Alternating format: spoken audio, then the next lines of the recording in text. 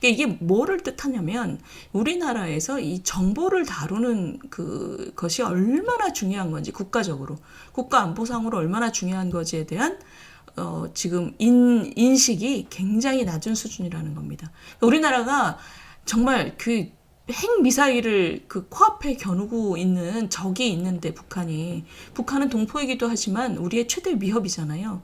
근데도 우리가 지금 국가 안보하고 관련된 정보를 이렇게 허술하게 다루고 있다는 것은 너무 어처구니가 우리나라가 진짜 어처구니 없게 허술한 부분들이 있습니다.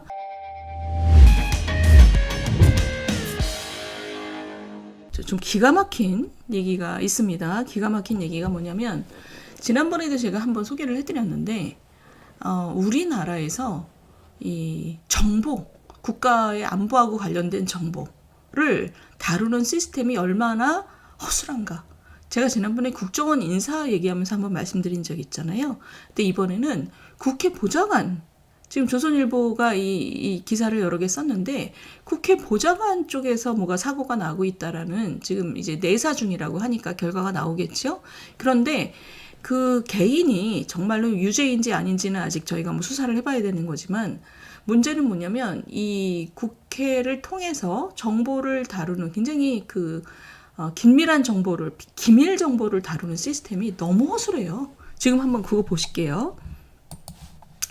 이 야당 국회의원 보좌관 이게 그 야당 설훈 의원 보좌관이라고 해요. 여성인데 이게 뭐 굉장히 국방부 통해서 그러니까 그 설훈 의원이 국방위니까 상임위가 이 사람이 이제 많은 정보를 요청을 했는데 문제는 의원은 이런 정보를 요청한 거를 모르고 있었고 상임위 질의 때 당연히 이런 걸 쓰지도 않았고 근데 이 여성분이 너무 많은 정보를 요청하는 바람에 지금 꼬리가 밟혔어요. 굉장히 기밀 정보에 해당하는 것들을 군사 기밀을 한 700건. 근데 보시면 의원실에서는 이런 자료를 보고받은 사실들을 몰랐답니다. 의원도 몰랐고 국방위 질의 자료에도 사용하지 않았고 이 A는 뭐 하는 사람이냐? 운동권 출신이고 총학생회장 출신이고 대학 때부터 민주노동당 활동을 했고 남편도 통진당 사람이래요. 남편 통진당. 그래서 지방선거에 출마하기도 한 정치인인데 이제 통진당 정치인이고. 근데 이 보좌관이 보시면 이런 거 보세요. 현무 미사일의 속도, 궤도, 사거리 이런 세세한 정보를 요구했고 북파 공작이라고 하면 우리가 북한에 보낸 간첩이잖아요. 간첩 예산이 얼마다 그러면 간첩이 몇 명이다가 나오잖아요. 예산이 뭐 숫자지 그런데 그게 아니라 이런 걸 보여주면 당연히 그 다음 단계는 북한에 간첩을 몇 명 보냈구나 이런 것도 다 나오는 거죠. 그리고 지금 보시면 김정은 참수부대라고 해서 우리나라가 무슨 여차하면 그 비상 상황에 김정은 쪽으로 공격을 하는 이 참수부대를 만들었다 그러잖아요. 이것에 관한 장비 현황 이것도 마찬가지죠. 장비 현황 이런 거를 보면 부대원이 몇 명인지도 금방 나온답니다. 그러니까 이게 보세요. 국방부 관계자는 A씨의 전력을 전혀 몰랐다. 국회 공식 절차를 통해서 자료 제출을 요구했기 때문에 우리는 보고할 수밖에 없다. 그러니까 이 사람이 그래서 이게 내사가 시작이 되면서 지난 6월에 해고가 됐답니다. 설훈 의원 입장에서는 해고를 시킬 수밖에 없죠. 근데 해고를 시킨 다음에도 3월에 해고된 다음에 최근에는 국회 정보위에 그 윤건영 의원 있잖아요. 그 윤건영 의원실에 또 채용 면접을 봤대요. 그러니까 이 A라는 사람이 보통 사람이 아닌 게 자기가 이 문제로 내사를 받고 있는 상황인데도 정보위 소속의 그 정보라는 게 우리나라에서 가장 예민한 정보를 다루는 상임위잖아요. 거기 윤건영 의원실에 또 가서 면접을 봤답니다. 그러니까 이게 지금 뭐 요지경이에요. 도대체 이게 뭐 하는 짓인가 싶잖아요. 근데 보셔요. 조선일보 사설입니다. 사설인데 이 조선일보 그 사설에서 이거 보세요.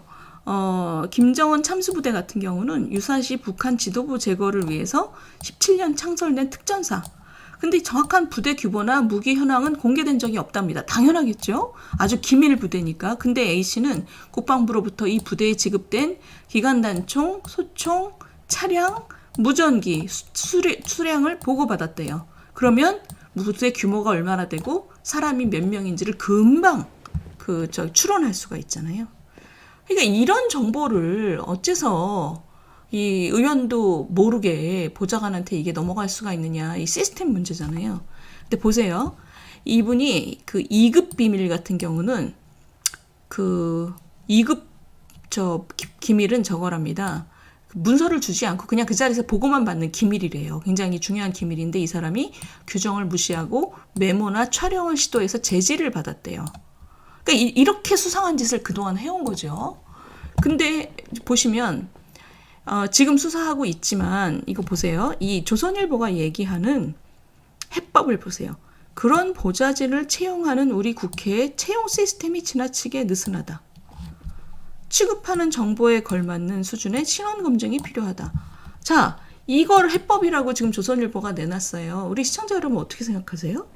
이걸로 충분할까요? 그러니까 이 국회에서 다루는 정보가 예민하니까 보좌관을 채용할 때 과거 이력을 보자. 이게 이거면 되나요? 그러니까 근데 이거는 사실 문제가 될 소지가 있습니다. 과거 이력상 학교 때 총학생회장을 했다거나 과거에 민노당 그 활동을 했다고 해서 국회 보좌관 채용해서 차별하기는 굉장히 어려운 거죠. 그래서 조선일보가 지금 내놓은 이 해법이 굉장히 형식적인 해법이에요. 그럼 어떻게 하는 게 맞냐? 제가 이게 너무 궁금해서 전문가한테 제가 그 주말에 자문을 구했어요. 전문가분한테.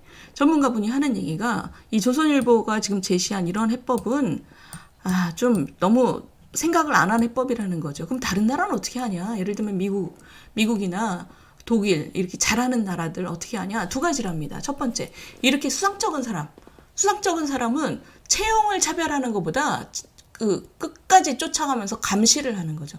그러니까 이 사람이 이렇게 그 기밀을 다루는 자리에 온 경우에 그 사람을 끝까지 감시한답니다. 그러니까 수상쩍은 사람.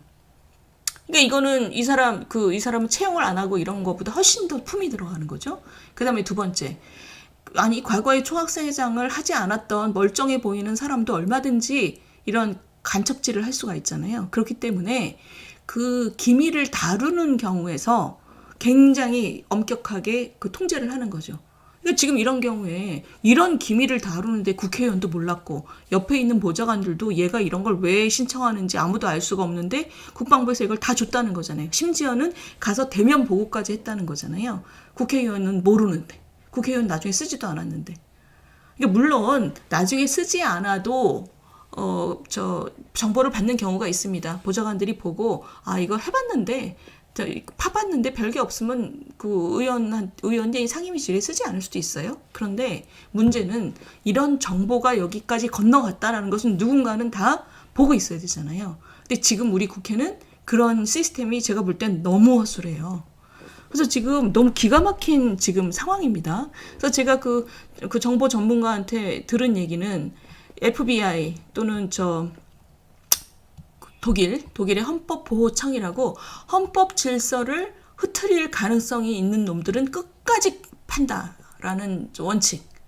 그래서 수상쩍은 사람은 감시하고 그 다음에 중요한 정보는 철저하게 통제를 한다는 게 필요해서 국회의원한테 줬으면 국회의원이 그 정보를 제대로 받는지 제대로 전달됐는지 이런 거를 그 정보의 기밀 정도에 따라서 열심히 체크를 해야 되는 거죠. 근데 우리나라는 지금 보면 국회의 정보를 다루는 시스템 자체도 굉장히 허술하고 지금 보시면 조선일보 대표 언론사의 사설도 굉장히 허술하게 대안을 내놓은 거잖아요.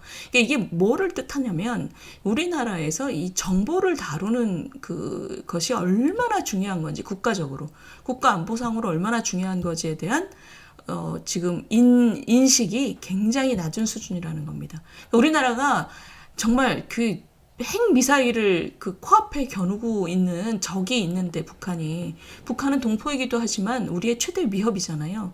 근데도 우리가 지금 국가안보하고 관련된 정보를 이렇게 허술하게 다루고 있다는 것은 너무 우리나라가 진짜 어처구니 없게 허술한 부분들이 있습니다. 근데 시청자 여러분 요것도 한번 보시겠어요? 이게 좋은 칼럼입니다. 지금 주말에 중앙일보 칼럼인데 라종일이라는 이분 칼럼이 굉장히 좋습니다. 이분이 DJ 때 방북 책사 역할을 했던 분이에요. 그러니까 외교관이기도 하고 교수인데 이분이 국정원에서 일을 했고 그 다음에 노무현 정부 때는 국정원 1차장까지 했고 그 다음에 일본 대사 그 다음에 영국 대사까지 했습니다. 근데 이분이 국정원 그 근무를 오래 했기 때문에 국정원이 지금 얼마나 망가지는지를 잘 써놓은 칼럼입니다. 그러니까 지금 제가 말씀드렸듯이 DJ 때, 그 다음에 노무현 때, 노무현 정부 때, 그때 이제 국정원 근무를 했던 분이잖아요. 근데도 이분 지금 쓰신 거 보세요. 칼럼 내용이 굉장히 좋습니다. 중앙정보부 만들 때부터 우리나라는 정치적 요인으로 만들었다. 그러니까 대통령이 써먹으려고 만든 거라는 거죠. 그래서 국가정보원을 국가 차원이라기보다 자신들 정치 차원에서 생각해왔다, 역대 정권이.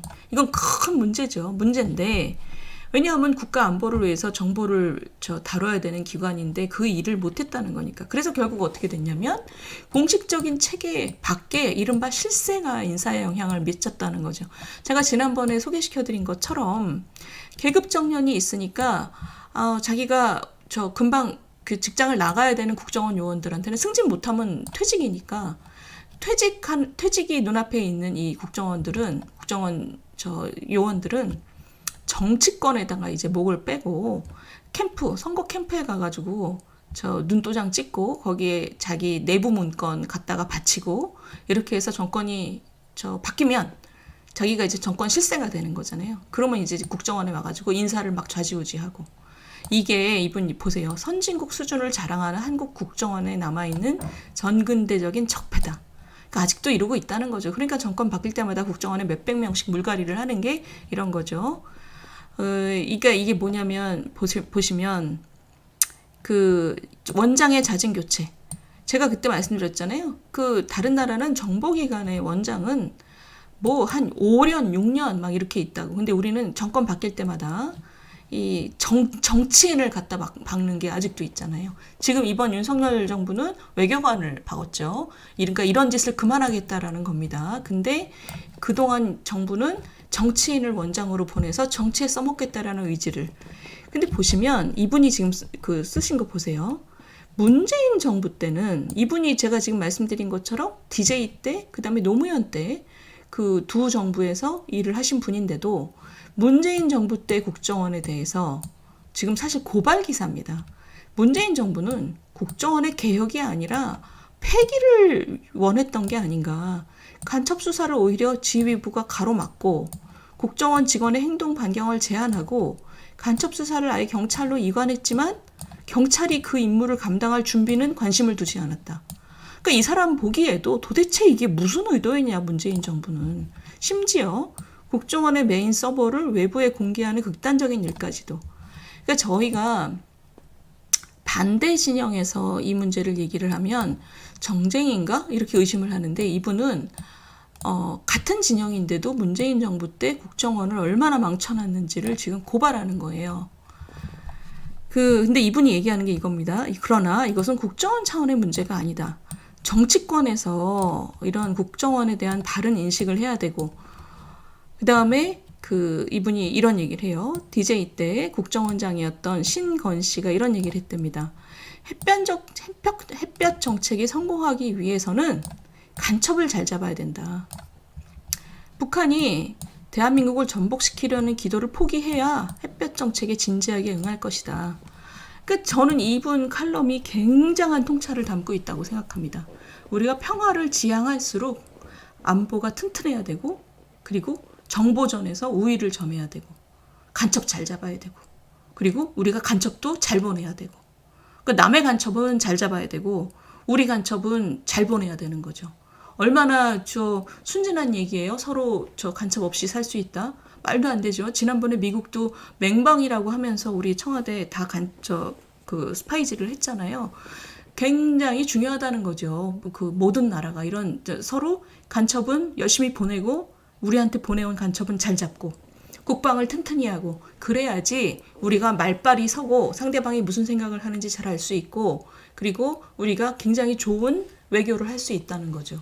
그러지 않으면 나라만 망가지는 거고. 근데 지금 보시면 국회 보좌관을 통해서 국방 정보가 지금 다뤄지는 방식을 보면 허술하기 그지가 없고 그리고 지금 이 노무현 정부 때 국정원 간부를 했던 고위직을 했던 이분이 지금 문재인 정부의 국정원 정책을 이렇게 까고 있습니다.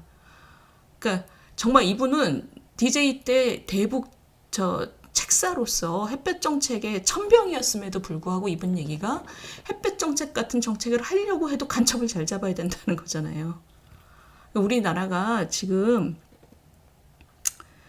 나라의 안위와 관련된 부분에 있어서도 굉장히 허술하다. 이게 굉장히 우리가 국민들이 눈을 정말 부릅떠야 되는 그런 상황인 것 같습니다. 굉장히 불안한 상황이에요. 제가 볼 때는. 이게 두 가지죠. 그동안에 역대 정부가 이런 문제를 자기 정권의 안위하고 결합시켜서 접근했던 점이 있고, 그 첫 번째. 두 번째, 문재인 정부가 너무 심하게 시스템을 망쳐놨고, 그 두 가지 문제를 지금 우리가 같이 해결을 해야 되는 거죠.